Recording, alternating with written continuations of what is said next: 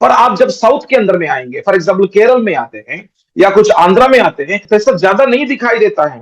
ऐसा सुबह सुबह 5 बजे में उठकर लोग तंबाकू खाना या कुछ ऐसा दारू पीना, इसके पीछे में उतना ज्यादा नहीं दिखाई देता, इसलिए तंबाकू का दुकान नहीं दिखाई देता है साउथ के अंदर में ज्यादा।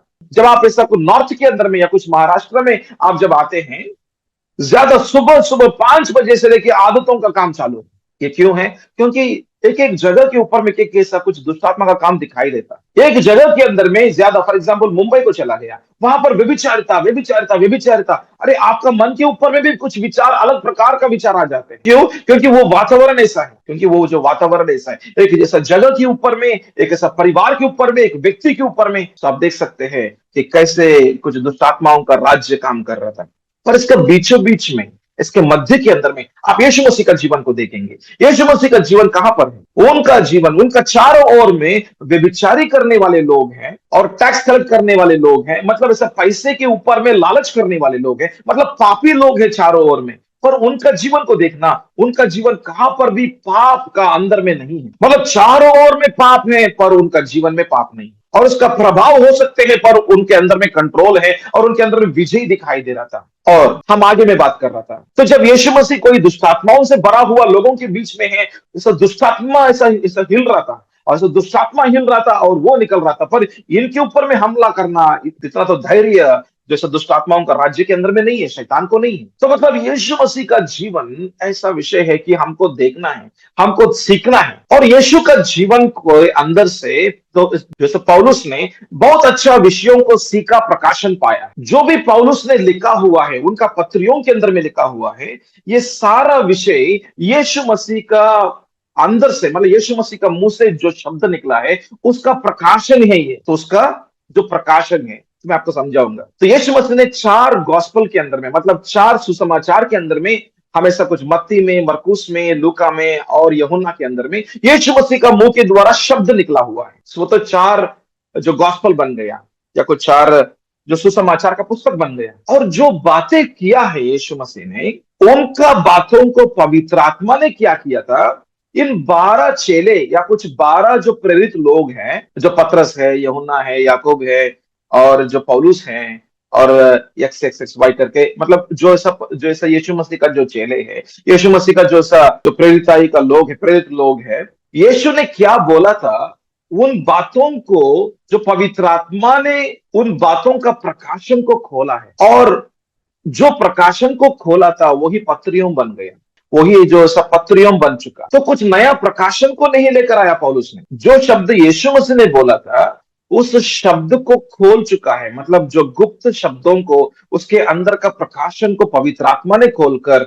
वही पत्रियों बन चुका है। और ऐसा एक पत्र है एफेसियों, इसके अंदर में एक प्रार्थना यहां पर जो पौलुस कर रहा था, ये प्रार्थना इतना प्रामुख्य प्रार्थना है, ये प्रार्थना इतना शक्तिवंत प्रार्थना है और बहुत जरूरत की प्रार्थना है कि हर विश्वासी का अंदर का मनुष्य, मतलब आत्मिक मनुष्य, आत्मा बलवान होना है। छोटे बच्चों की रीति में रहते तो हमारे ऊपर में हमला ही होते रहेंगे, हम डरते ही रहेंगे। उदाहरण की रीति में देखते हैं, एक व्यक्ति में ऐसा बहुत दुष्ट आत्मा से भरा हुआ है और एक प्रभु का दास उनको प्रार्थना कर रहा था।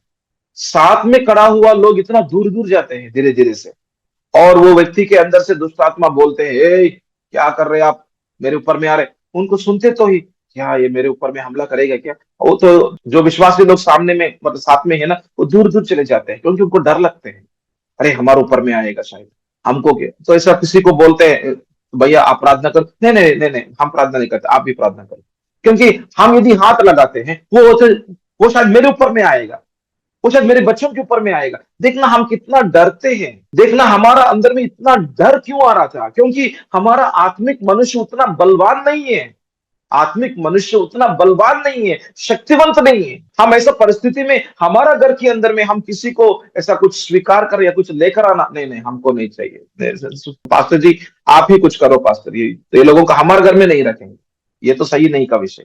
हम इतना डरते हैं, पर ये सारा विषयों के अंदर से एक विश्वासी का जीवन बलवान की रीति में खड़ा करने के लिए ये प्रार्थना बहुत जरूरत की प्रार्थना है। हम जब प्रार्थना को पढ़ रहा था, ये जो प्रार्थना को पढ़ते हैं, ये प्रार्थना सिर्फ इसको शब्दों को उठाकर बात करने से कुछ फायदा नहीं। मतलब सिर्फ ये जो शब्दों को हम ये जो शब्दों को, हे हमारे पिता तू जो स्वर्ग में है, तेरा ऐसा नाम पवित्र माना जाए, हम कुछ प्रार्थना को पढ़ते तो एक मंत्र की रीति में पढ़ते तो कुछ भी फायदा नहीं होने वाला है। पर उस प्रार्थना का अंदर में शब्दों का अर्थ और उसका प्रकाशन और हमको समझ में आने का विषय, ये तीनों का कामों के द्वारा हमारा प्रार्थना उस प्रकाशन के अनुसार का प्रार्थना होगा। हमको समझ में आकर प्रार्थना करते हैं और पवित्र आत्मा का सहायता से प्रार्थना करते हैं, और उस प्रार्थना का उद्देश्य फल हमारा जीवन में दिखाई देता है। ये हमको समझना है। इसलिए जो लोग कुछ कैथोलिक लोगों को देखो, उनके हाथों में एक माला रहते हैं। वो उस माला को लेकर ऐसे ही एक बार, दो बार, तीन बार, चार बार वही प्रार्थना को 7 बार बोलते हैं, और ऐसे ही एक ही प्रार्थना रहते हैं, वो एक ही प्रार्थना को मंत्र करके ऐसे ही बोलते बोलते जाते हैं। उससे ज्यादा फायदा नहीं है। उनका आत्मिक जीवन के अंदर में एक उन्नति नहीं दिखाई देता है। जो सब वचनों के अंदर का जो प्रार्थना लिखा हुआ है, उसका जो प्रकाशन पाना, समझ में आना, और उसका गहराई का अर्थ हमको समझ में आना, और पवित्र आत्मा का सहायता लेना, और प्रार्थना पवित्र आत्मा के साथ में, आत्मा के साथ में करना, और वो प्रार्थना करने के समय में मनन करते करते प्रार्थना करना, हमारी आत्मिक मनुष्य के अंदर में उसका खाने के रीति में उनको ऐसा कुछ शब्दों को देते रहना, खाना देते रहना, और हर दिन ये प्रार्थना, मतलब प्रार्थना के साथ साथ में हमारा अंदर का भीतरी मनुष्य, जो आत्मिक मनुष्य बलवान होते जाएगा। आमेन, हालेलुया। जैसे एक व्यक्ति जो जिम के अंदर में जाएंगे, एक्सरसाइज करते रहेंगे, हर दिन करते हैं, सुबह करेगा, शाम को करेगा, ये हर दिन कुछ ना कुछ डिसिप्लिन रहते हैं। वो जो डिसिप्लिन के अंदर में हर दिन काम करने से क्या होगा, वो कुछ दिनों के बाद में, 6 महीने के बाद में उनका मसल ज्यादा बढ़ रहा था, बढ़ रहा था, बढ़ रहा था। अरे हमने 6 महीने के पहले देखते तो इतना पतला की रीति में है, अब 6 महीने के बाद में देखते तो इतना बलवान की रीति में कैसे हो गया। हम हर दिन जाते हैं जिम के अंदर में। ऐसे ही हर दिन हमारी आत्मा के अंदर में खाना देना पड़ते हैं प्रभु का वचन से। ये हमको समझना है ये विषय को। इसलिए प्रभु यीशु मसीह ने अच्छा से सही में बोला है कि मत्ती सुसमाचार का 4 का अध्याय 4 का पद में, मनुष्य केवल रोटी से नहीं जिएगा। मतलब एक आत्मिक मनुष्य, मतलब एक विश्वासी मनुष्य, मतलब इसे रोटी से नहीं जिएगा, पर बल्कि परमेश्वर का वचन जो उनका मुंह से निकलते हैं, मतलब प्रकाशन, मतलब मुंह से निकलने का शब्द क्या है, रेमा बोलते हैं, मतलब वो तो प्रकाशन है। मतलब लिखा हुआ वचन के अंदर से जो पवित्र आत्मा हमारी आत्मा में बात करते हैं, वो उसको रेमा बोलते हैं। मतलब उसको बोलते हैं, वो तो प्रकाशन है। उस प्रकाशन के द्वारा हमारी आत्मिक मनुष्य, हमारा भीतरी मनुष्य बलवान हो जाएंगे। ये हमको समझना है। जब तक हम कितना भी बोल सकते हैं, कितना भी चिल्लाहट कर सकते हैं, यीशु मसीह का नाम को कितने बार भी बोल सकते हैं, पर हम जब तक हमारी आत्मिक मनुष्य, अंदर का आत्मा मनुष्य, हमारी आत्मा, तो हमको मालूम है ना, हमको 3 भाग हैं। ये हम बहुत बार बोल चुका है। पहला थिस्सलुनीयन का 5 का अध्याय 23 पद के अंदर में हमारे अंदर में 3 भाग है, आत्मा, प्राण, शरीर है। हमारी आत्मा है, और ये आत्मा कहां से आया, परमेश्वर से आया था ये आत्मा, और ये परमेश्वर के द्वारा मिला हुआ आत्मा है। इसलिए परमेश्वर के साथ में जुड़ के रहना चाहते हैं। और इस आत्मा के अंदर में जब हम यीशु मसीह को अपना प्रभु करके स्वीकार कर चुका है, उसी समय में जो पिता, पुत्र, पवित्र आत्मा, त्रिएक एक आत्मा, जो एक परमेश्वर हमारी आत्मा के अंदर में आ चुका है, उसको बोलते हैं नया जन्म का विषय है। हमारी आत्मा में नया जन्म पाते हैं। तो उसका अर्थ क्या है, मतलब जब हमने पाप के अंदर में है, मतलब आदम का संतान है हम, आदम ने पाप किया और पूरा ऐसा संतान या पूरा मनुष्य जैसा पाप के अंदर में है, और आत्मिक मृत्यु के अंदर में है, और आत्मा मृत्यु के अंदर में है। मतलब आत्मा के अंदर में जीवन नहीं है, परमेश्वर से दूर है, परमेश्वर से अलग हो चुका है। जब हम यीशु मसीह को अपना प्रभु करके स्वीकार कर दिया, तो ऐसा प्रभु जो पवित्र आत्मा हमारी आत्मा के अंदर में आ चुका है, और हमारी आत्मा में नया जन्म का अनुभव को लेकर आया, मतलब जीवन दे दिया।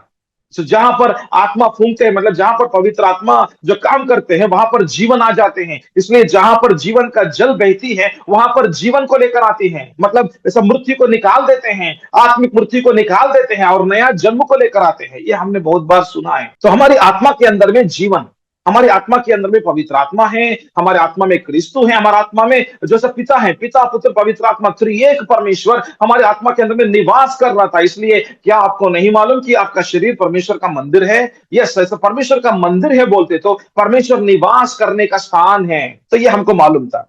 ये जो सब मालूम होकर इस वचन को अभी पढ़ेंगे हम। तो हम इफिसियों का 3 का अध्याय हम 16 पद से देखेंगे। तो 16 पद में जो पहला जो प्रार्थना विनंती है, तो हम 16 पद से देख रहा था। इसके अंदर में, इस प्रार्थना के अंदर में कम से कम 6 प्रार्थना विनंती रखा है। जो पौलुस ने कम से कम 6 प्रार्थना विनंती रखा, मैं उसको वो 6 प्रार्थना विनंती को आपके सामने में रखता हूं। तो पहला प्रार्थना विनंती देखना कि 16 पद, कि वह अपनी महिमा के धन के अनुसार, देखना महिमा का धन के अनुसार, महिमा के धन के अनुसार मतलब बहुत कुछ जो हमारा ऊपर में से तो प्रभु का जो अनुग्रह है हमको धन दे रहा था, या मतलब हमको इतना प्रकाशन दे रहा था, तो इसको खोलने के लिए कुछ समय लगते हैं, पर फिर भी हम आगे चलेंगे।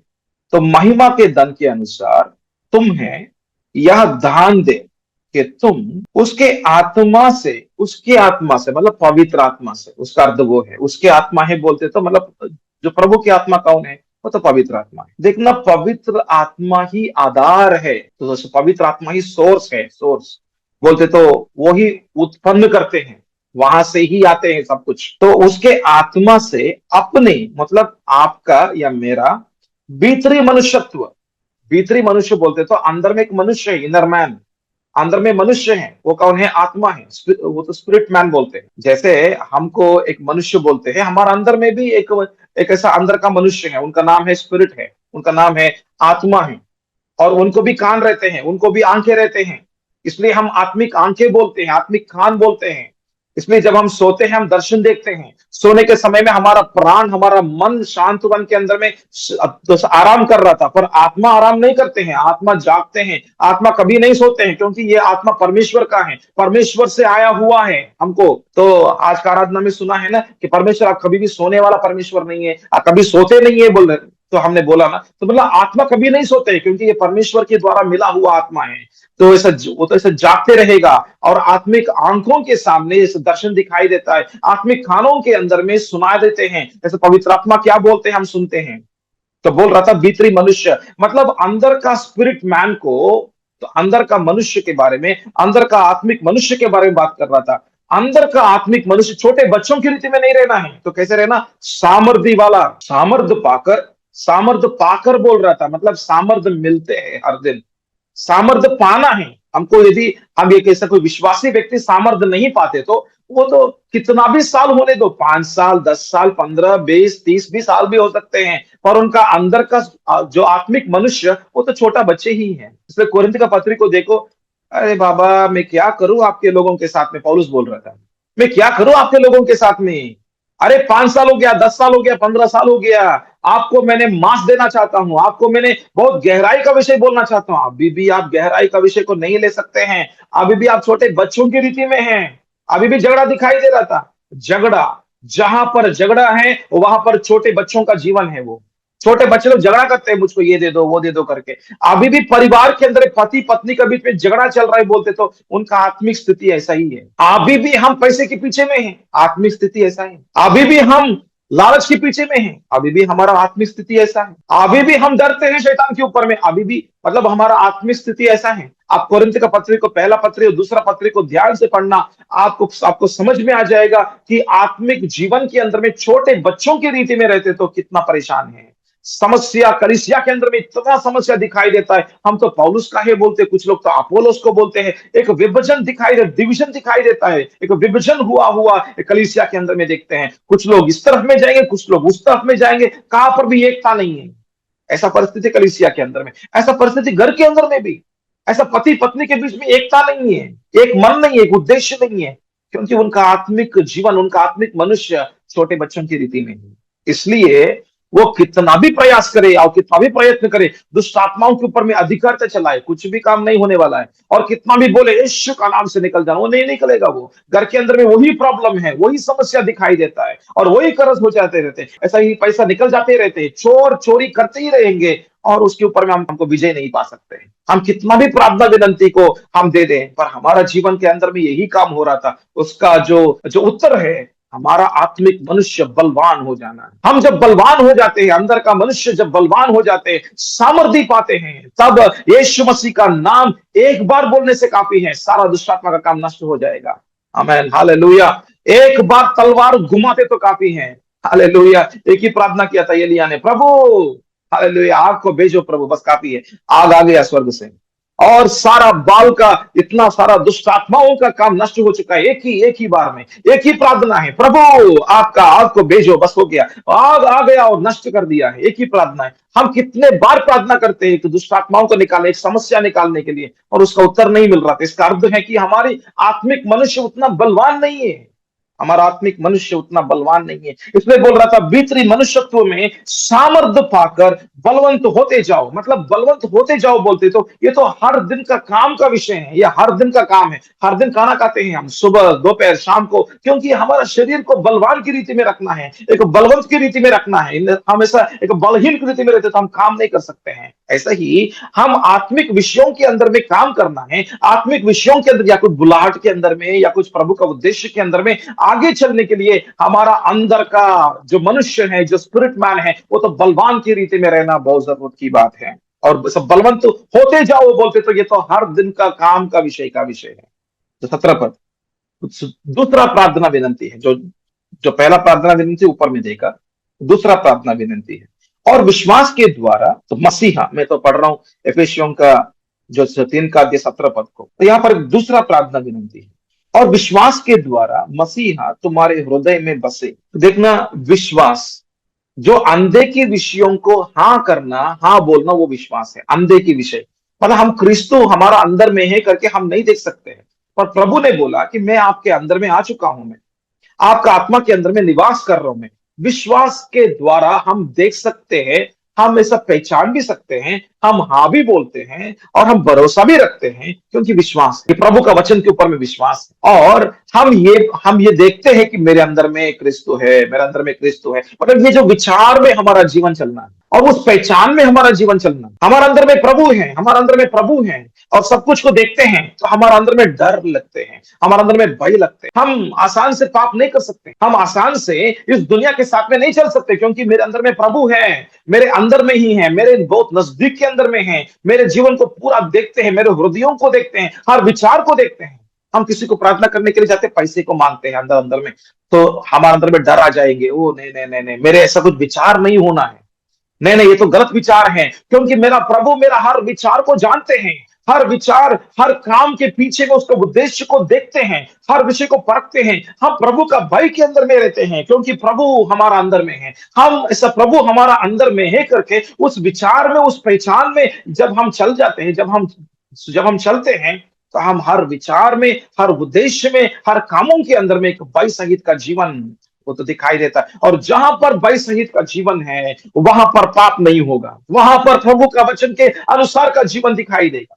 आमेन। तो हमारा हृदय में बसे मतलब तो हमारे अंदर में निवास कर रहा था। तो बसना का मतलब क्या है? निवास कर रहा था, हमारा अंदर में निवास कर रहा था, पर वो विश्वास की आंखों के द्वारा ही देख सकते हैं। और देखना कि तुम प्रेम में जड़ पकड़कर और नींव डालकर। तो मतलब क्या है, इसका अर्थ क्या है? एक दूसरा प्रार्थना विनंती यहां पर जो पौलुस कर रहा था, जो पहला प्रार्थना विनंती क्या है? प्रभु पवित्र आत्मा के द्वारा शक्ति मेरी आत्मा को प्रभु देते रहे, तो मेरी आत्मा को प्रभु बलवान करते रहे। वो कैसे होगा? जो पवित्र आत्मा वचनों का अंदर का प्रकाशन मेरी आत्मा को देते रहे, ताकि प्रभु मैं उसको खाते रहूंगा, क्योंकि आप जीवन का रोटी है। यीशु मसीह कौन है? जीवन का रोटी है। और यीशु मसीह का प्रकाशन मेरी आत्मा में मिलते रहे, और वो जीवन का रोटी मैं खाते रहूंगा, ताकि प्रभु मेरी आत्मा बलवान होते रहेंगे। आमेन। ये तो पहला विषय, ये तो पहला प्रार्थना है। और दूसरा प्रार्थना है, हे प्रभु आप मेरे अंदर में निवास कर रहे हैं। हे यीशु मसीह आप मेरे अंदर में निवास कर रहे हैं, आप मेरे अंदर में है ना प्रभु, आप ही मेरा जीवन को चलाओ, हर विचार को, हर उद्देश्य को, हर बातों को, और हर कदमों को, हर निर्णयों को। प्रभु आप ही प्रभु है, क्रिस्तु बोलते तो आप ही प्रभु है, सिंहासन के ऊपर में आप ही बैठा हुआ है, आप पूरा विश्व को चलाते हैं, और मेरे जीवन को भी चलाने वाला परमेश्वर है।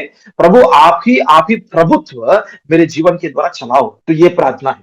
दूसरा प्रार्थना है कि आप ही प्रभु हैं और मेरे जीवन को चलाओ, और आपका भय सहित का जीवन के अंदर मुझको चलाओ। मैं हर विचार में, हर कामों में, हर विषय के अंदर में प्रभु आपका पवित्रता दिखाई देता है। हालेलुया। और तीसरा जो प्रार्थना विनंती है, वो तो 18 पद में बोल रहा था, 18 पद में देखो, वहां पर हम इफिसियों का 3:18 को देख रहा। तीसरा प्रार्थना विनंती है, सब पवित्र लोगों के साथ भली भांति समझने की, यहां पर समझने की, उसको अंडरलाइन करना, समझने के लिए प्रभु में प्रार्थना कर, समझने की शक्ति पाओ। तो ये विषय है। तीसरा प्रार्थना विनंती है, प्रभु आप मेरे अंदर में जो प्रकाशन देते हैं उसको यदि मैं समझ नहीं पाता हूं, यीशु के बारे में प्रकाशन जो दे रहा था पवित्र आत्मा, यदि मुझको समझ में नहीं आते, और आपका वचनों के अंदर में मेरे लिए क्या क्या आपने किया, क्रूस के ऊपर में आपने बहुत कुछ किया मेरे लिए, और ये सारा प्रकाशन यदि मुझको समझ में नहीं आते हैं, तो मैं कैसे प्रभु आत्मिक जीवन में चलूं मैं? तो कितना भी मैं अभी 1 घंटे से बात कर रहा हूं मैं, यदि आप इतना सुनने के बाद में कुछ भी समझ में नहीं आया पास्टर, हमको कुछ भी समझ में नहीं आया डॉक्टर बोलते, तो क्या फायदा है? कुछ भी फायदा नहीं होने वाला है। हमने सुना है बस, हमारा अंदर में समझ में नहीं आया, हमको उसका अर्थ क्या है मुझको समझ में नहीं आया, तो क्या फायदा? कुछ भी फायदा नहीं होने वाला है। मतलब प्रकाशन सुनना और हमको प्रकाशन पाना एक विषय होते, तो उसको समझना दूसरा विषय है। मतलब हमारी मन की आंखों को खोलना है परमेश्वर, तो पवित्र आत्मा हमारी मन की आंखों को खोलना है, बोलते तो समझ की आंखों को खोलना। इसलिए कोई ऐसा हमारा साथ में गुरु होते तो हम हमारा बच्चों को स्कूल में भेजते हैं, और ऐसा कुछ टेक्स्ट बुक रहते हैं हाथ के अंदर में, और उनको समझ में नहीं आते हैं। अरे क्या बोल रहे, समझ में नहीं आ रहा था, तो क्या समझ में आया उनको? तो वो जो टीचर और अच्छे से बैठकर ये बोलते तो एप्पल, बी बोलते तो बॉल, सी बोलते तो कैट, उनको इसे दिखा के और अच्छे से समझ में लेकर आने का काम करना है। सब वो बेटा ऐसा वो जो समझ में आ जाएगा, इसलिए शाम को ट्यूशन लगाते थे उनको। तो ऐसा ही हमको समझने का शक्ति पाओ प्रभु, हमारे अंदर में समझने के लिए प्रभु हमारी मन की आंखों को खोल दे। ये तो तीसरा प्रार्थना विनंती है। तो क्या समझना है? प्रेम को समझना है, अगापे प्रेम। मेरे लिए जैसे परमेश्वर का प्रेम कितना ज्यादा है, तो यहाँ पर बोल रहा था, और उसकी चौड़ाई और लंबाई और ऊंचाई और गहराई कितनी है। तो आगे मैं बोल रहा था 19 पद में, और मसीहा का उस प्रेम के जान सको। देखना मतलब परमेश्वर का प्रेम कितना मेरे लिए है, ये मैं जब जानता हूं ना, तब मैं परमेश्वर को ही पूरा मन से दिल से प्रेम करना चालू कर देता हूं। मतलब परमेश्वर क्या करना चाहते हैं? हमारा जीवन को इस दुनिया से अलग करना चाहते हैं, हमारा शरीर का काम उनसे अलग करना चाहते हैं, हमारा अंदर का जीवन केवल उनके लिए रखना चाहते हैं, ताकि प्रभु ही हमारा द्वारा राज्य करे। ये विषय है। तो प्रभु ही हमारा द्वारा प्रभुत्व करे, और जब प्रभु राज्य करेगा, तब शैतान का काम घुटनों में आए। जब प्रभु राज्य करेगा, यीशु का राज्य का अधिकारिता जहां पर काम करेगा, सारा चारों ओर का जो विषय है वो तो घुटनों के, वो तो हमारा पांव के नीचे में लेकर आते हैं। आमेन, हालेलुया। और 19 के पद में बोल रहा था, एक और प्रार्थना विनंती है, प्रेम को जानने के लिए प्रभु हमको समझ की आंखों को खोल दे करके प्रार्थना कर रहा था। और यहां पर बोल रहा था, जो जो सब ज्ञान से परे है, कि तुम परमेश्वर की सारी भरपूरी तक परिपूर्ण हो जाओ। एक और प्रार्थना विनंती है यहाँ पे, द फुलनेस ऑफ गॉड करके बात कर रहा था। फुलनेस ऑफ गॉड बोलते तो, गॉड का फुलनेस परिपूर्ण बोलते तो, मतलब पिता पुत्र पवित्र आत्मा त्रिएक परमेश्वर का काम, प्रभु तीनों का काम मेरे जीवन के द्वारा होना है। तीनों का काम मतलब पिता का काम, पुत्र का काम, और पवित्र आत्मा का काम मेरे द्वारा प्रभु होना है। एक और प्रार्थना विनंती रख रहा था। और 20 का पद बोलो, ऐसा एक और प्रार्थना विनंती है, अब जो ऐसा सामर्थ्य है कि हमारी विनंती और समझ से कहीं अधिक काम कर सकता है, उस सामर्थ्य के अनुसार जो हमसे कार्य करता है। इसका अर्थ ये है कि प्रभु मैं जो प्रार्थना आपके सामने रखा हूं, आप इतना सामर्थ्य परमेश्वर है, इससे भी ज्यादा काम करने वाला परमेश्वर है। मतलब असाध्य को साध्य करने वाला परमेश्वर है, इसका अर्थ वो है। मतलब प्रभु मेरे अंदर का जीवन को मैं बदलाव नहीं कर सकता हूं, पर आप मेरे प्रार्थना से भी अधिक काम करने वाला, मतलब असाध्य है प्रभु मेरे अंदर का जीवन बदलाव होना। कुछ असाध्य का विषय दिखाई देता है, गुस्सा बोलो, ये बोलो, वो बोलो, बहुत साल से चल रहा था, हमको उसके अंदर से हमको हमको हमेशा बाहर में नहीं आ पा रहा था। पर ये असाध्य का कामों को प्रभु, तो मेरे द्वारा वो तो असाध्य का काम है, पर असाध्य का कामों को साध्य कर देगा प्रभु आप। मतलब मेरे को प्रभु मेरा सब विचार से भी बाहर काम करने वाला परमेश्वर। और ये काम कब तक है? देखो 21 का पद में, कलीसिया में और मसीहा यीशु में उसकी महिमा पीढ़ी से पीढ़ी तक युगायुग होते रहे। तो युगायुग बोलते तो हमेशा के लिए हमारा अंदर का जीवन बलवान की रीति में रखना, और पवित्र आत्मा के द्वारा प्रकाशन पाते रहना, और हमारी अंदर में यीशु मसीह का प्रभुत्व चलाते रहना। और तीसरा, हमारी मन की आंखों को खोलकर समझ में लेकर आने का काम करना। और ऐसा चौथा, हमको प्रभु का प्रेम का प्रकाशन और गहराई में समझ में आने का और पहचान में आने का काम करना। और हमारा जीवन पूरा प्रभु के लिए ऐसा रखना, और अंदर का जीवन पूरा प्रभु ही प्रभुता करना, और अंदर में जो भी समस्या है, जो भी कुछ ऐसा बीमारी हो या जो कुछ भी है आत्मा प्राण शरीर के अंदर में, हम जो प्रार्थना कर रहा था उससे भी अधिक जो काम प्रभु के द्वारा असाध्य साध्य कर देना, और इसके द्वारा प्रभु का महिमा युगायुग, मतलब हमेशा के लिए प्रभु का महिमा हमारा अंदर में और हमारा द्वारा प्रकट करना। देखना कितना 7 प्रकार का विषय है प्रार्थना के अंदर में, कितना शक्तिवंत प्रार्थना है जो पौलुस यहाँ पर प्रार्थना कर रहा है। आमीन, हालेलुया। इसलिए हर दिन प्रार्थना करना। एक दिन छूट गया तो आपका आत्मिक मनुष्य को खाना नहीं मिल रहा था, तो वो तो बलहीन की रीति में रहते हैं। उस दिन में ही हम बलहीन हो जाते, उस दिन में पाप करते, उस दिन में झूठ बोलते, उस दिन में हम ये करते वो करते, प्रभु प्रभु मुझको क्षमा करो क्षमा करो क्यों बोलते? तो हम शरीर के अंदर में चले जाते हैं, शैतान के अनुसार में चले जाते हैं, और उनका जो सब बातों को, हमारा मन के ऊपर में जो बातें हैं उसके अनुसार में हम चले जाते हैं। इसलिए हम दुनिया के पीछे में, हमारा शरीर के अनुसार में इसलिए जाते हैं क्योंकि हमारी आत्मा उतना बलवान नहीं है। तो ये प्रार्थना बहुत शक्तिवंत की प्रार्थना है। 7 विषय में आपके सामने रखा हूं, आइए हम प्रार्थना करेंगे। तो प्रभु यीशु मसीह आपको हम धन्यवाद करते हैं। प्रभु आपका वचन दोधारी तलवार है, शान है, और प्रकाशन पाने से शान हो जाते हैं। वो हमारा मुंह से निकलना, यदि हमारा अंदर में ही रखते तो काम नहीं है प्रभु, क्योंकि आपने प्रभु दिखाया कि आपका मुंह से दोधारी तलवार निकल रहा है, मतलब वचन निकलना है, और प्रकाशन के अनुसार में प्रार्थना करना है। यदि हम प्रार्थना नहीं करते हैं तो सामने का विषय कैसे निकल जाते हैं? सामने में जो भी हथियार है, जो भी हमारे ऊपर में जो प्रभु जो रखा हुआ है उसको नष्ट करना है, तो प्रभु वो तो रखते हैं, वो तो शैतान का राज्य ऐसा ही है प्रभु, वो तो हर विश्वासी के ऊपर में हमला करते हैं, उनका काम ऐसा ही है। हम यदि ऐसे ही निशब्द में रहते तो हमको हमला करके नष्ट कर देते हैं। चोर चोर प्रभु चोर करने के लिए चोर आएगा प्रभु, चोरी करते ही चले जाते हैं। पर हम यदि प्रभु उसको नहीं रोकते हैं, उसके ऊपर में हम हमला नहीं करते हैं, उसके ऊपर में हम दोधारी तलवार को इस्तेमाल नहीं करते हैं, वो आएगा, चोरी करेगा, घात करेगा, नष्ट करेगा, बीमारी को लेकर आएगा, पैसे को लेकर जाएगा, घर को बर्बाद कर देगा, और झगड़ा को लेकर आके प्रभु नष्ट कर देगा। उनका काम यही है। प्रभु हम प्रार्थना करना है, हमारे लिए प्रभु आपने दिया हुआ हथियार है, उसको समझना है। प्रभु ये सारा विषयों को आपके सामने में रखते हैं। प्रभु हर दिन प्रार्थना करने का डिसिप्लिन हम सब लोगों को दे दो प्रभु। हमारा आत्मिक मनुष्य बलवान के रीति में, शक्तिवंत के रीति में, अधिकारिता में रखे प्रभु। सर आदर महिमा प्रभु आपको देते हैं, यीशु का नाम से मांगते हैं, आमीन।